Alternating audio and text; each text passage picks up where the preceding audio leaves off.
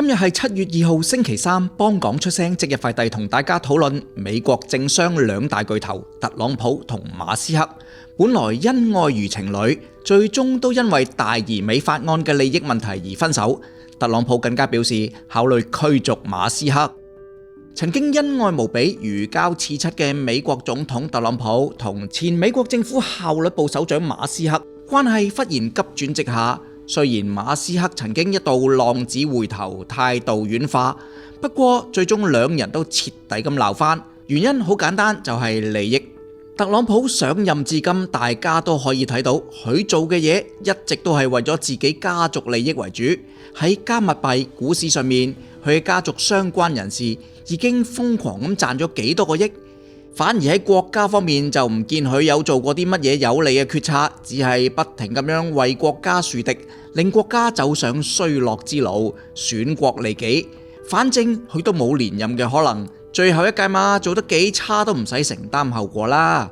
只不過特朗普喺賺取最大利益嘅時候，竟然漏咗自己嘅第一兄弟馬斯克。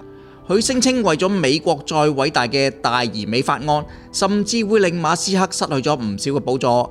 其中 Tesla 喺上個財政年度得到聯邦政府多達28億美元嘅電動車銷售補貼。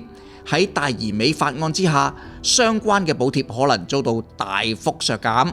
當日稱兄道弟為咗幫特朗普選總統大灑金錢，如今被棄如敝履，馬斯克梗係扯火啦，誓要同特朗普死過。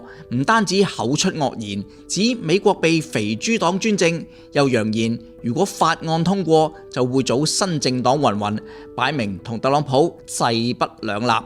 但特朗普亦都唔係善男信女，目前馬斯克嘅 SpaceX持有聯邦政府合約總值約220億美元。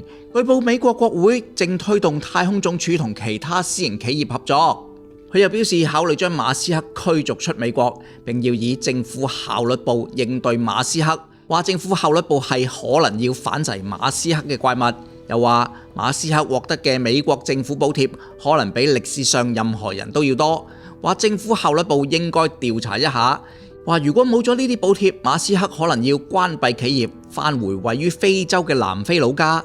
而且如果火箭發射、衛星生產同埋電動汽車生產等都停止，美國就能夠慳咗一大筆。說穿了，全部都係一個錢字。馬斯克因為會失去補貼而同特朗普鬧翻，特朗普為咗節省開支而踢走馬斯克，建基於利益嘅關係，因為利益而解散，合情合理啊。兩方面都唔係咩好東西，鬧翻咗我哋就食花生睇好戲。只係喺美國政商兩巨頭上演呢出狗血劇，亦都實在太過難睇啦啩。